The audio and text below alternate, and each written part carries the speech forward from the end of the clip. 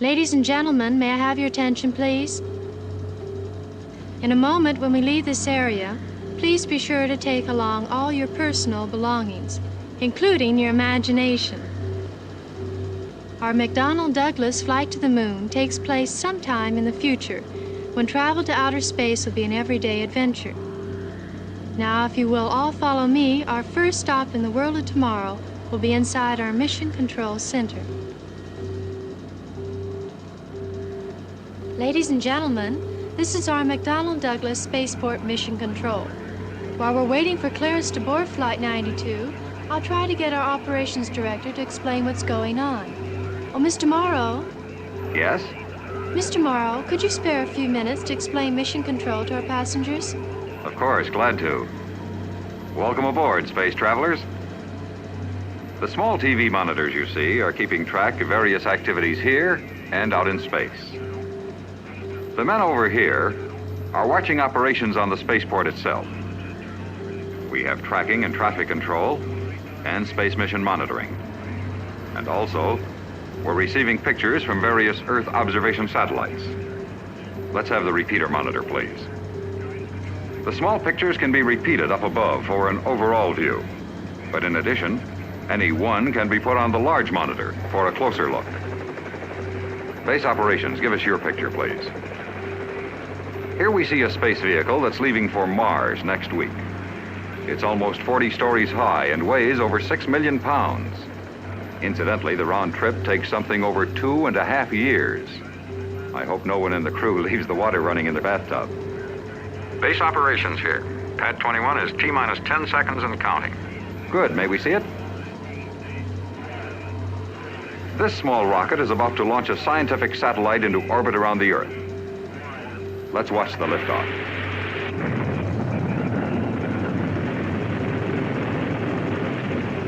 At peak times here, we have a launch or landing every 3 or 4 minutes. And as you see, we handle all sorts of missions. Attention, Flight 704 has retrofired and is starting re-entry. Let's see it.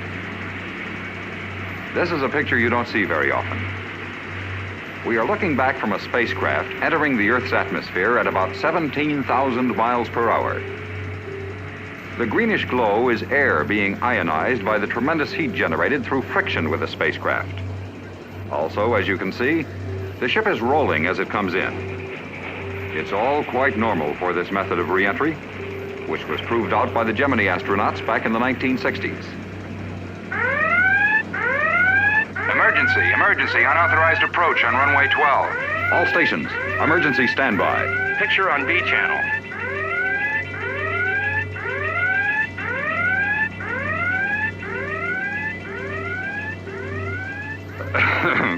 Well, at least this is one UFO we can identify. Mr. Morrow, isn't that a Saturn rocket I see on the operations monitor? Yes, as a matter of fact, it is. Give us a picture of the 251 mission, please. This spacecraft is just about to be launched on a prospecting trip to the asteroid belt. Stand by. T-minus 5 seconds. 4, 3, 2, 1. Ignition.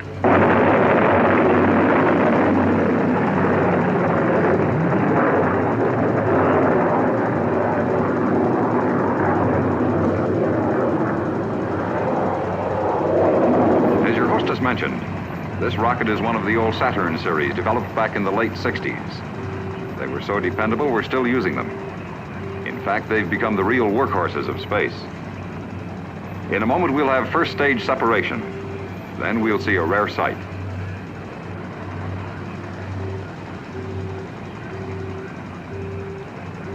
First stage separation. This picture is coming from a camera in the first stage. The second stage is moving out into position for firing. That was the second stage engine igniting. And as you can see, the spacecraft is on its way. Just as you will be shortly. Flight 92 is now ready for boarding.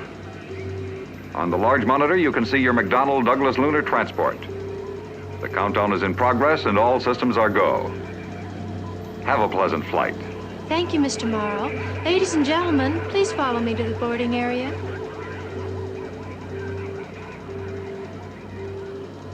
Ladies and gentlemen, welcome aboard McDonnell Douglas Flight 92. We are now ready for departure.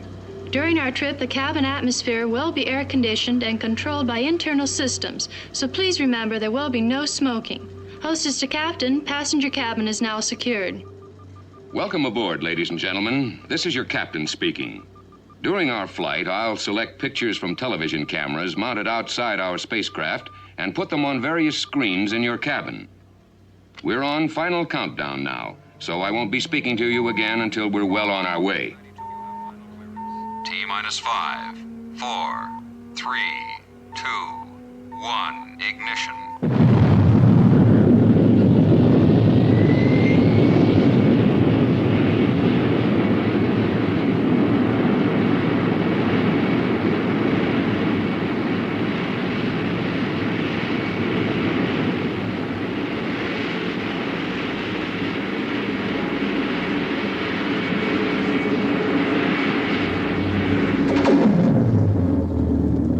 Attention, please. We have just passed maximum flight dynamic pressure.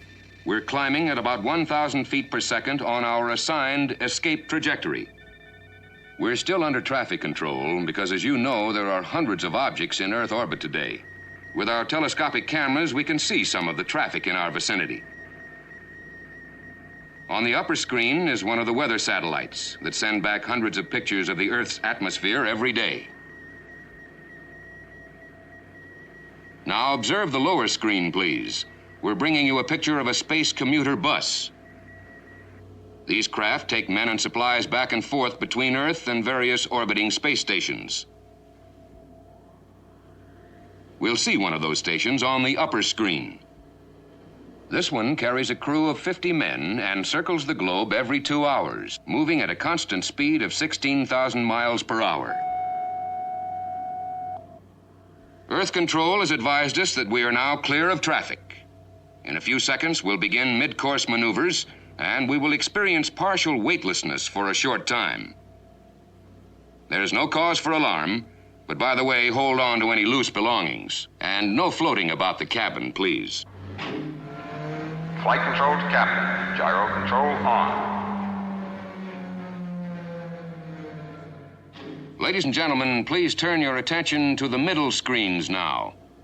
We've arranged a live telecast from the surface of the moon for you. Stand by. Go ahead, Moon. You're on. Hello. Welcome to the moon. We're up near the rim of a good-sized crater on a geological survey.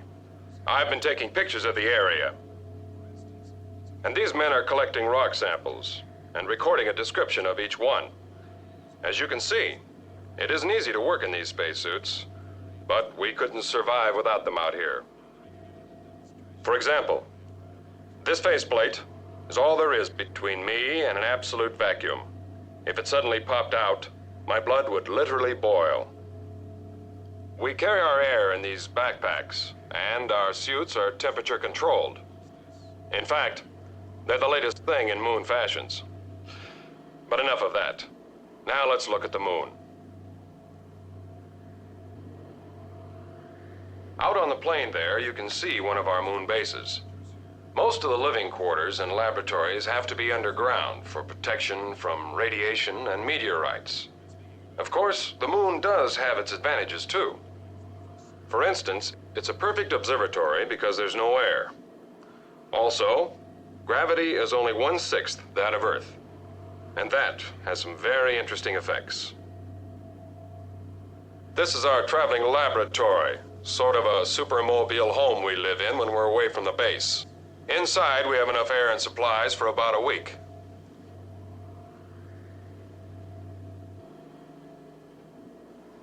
It's a little cramped, but after walking around in a spacesuit for a couple of hours, it feels like a mansion. Drop in for a visit sometime. So long. Ladies and gentlemen, the moon now appears on the lower screen. It will remain there during our passage near the surface. Flight 92, this is Copernicus Control. Radar contact.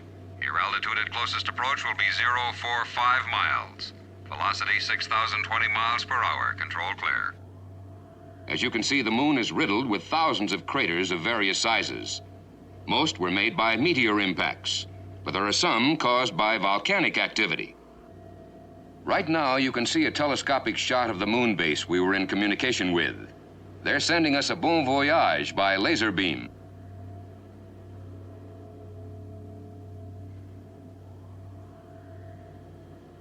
In just a minute now, we'll pass into the lunar night, and flares will be launched so that you can see some of the surface.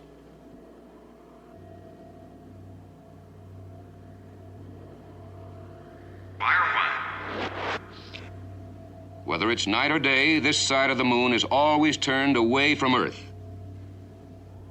For centuries, it was a mystery. But as you can see now, it's about like the other side.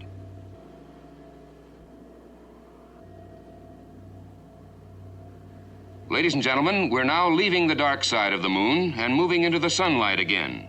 You can see the Earth on the upper screen. Right now, we're in a good position to look at the sun. It's always a dramatic sight from space. We'll use the middle screens, since this requires special filters and telescopic lenses. Those huge dark areas are sunspots. Actually, they're cool patches on the sun, a mere 7,000 degrees. The giant eruptions of incandescent gases you see bursting from the sun's rim are probably over 1 million miles long. If the sun were to burn out suddenly, our Earth would freeze, and all life would come to an abrupt end. But don't worry, it's supposed to last another 2 or 3 billion years at least. By that time, stand by.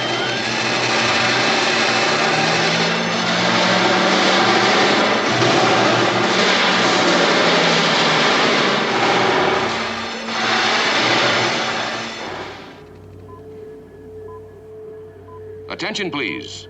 We've just passed through a shower of meteoroids, sometimes called shooting stars. We took a few hits, but we'll make it home all right. Traffic control has given us a priority re-entry clearance. As you can see on the lower screen, we're almost back to Earth, and in a few seconds, we will increase power for terminal deceleration. Please remain in your seats until all rockets are shut down.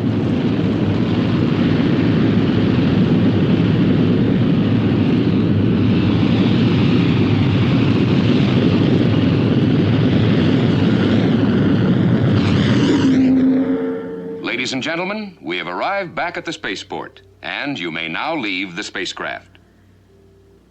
We're happy to have had you aboard, and we hope you'll fly with us again.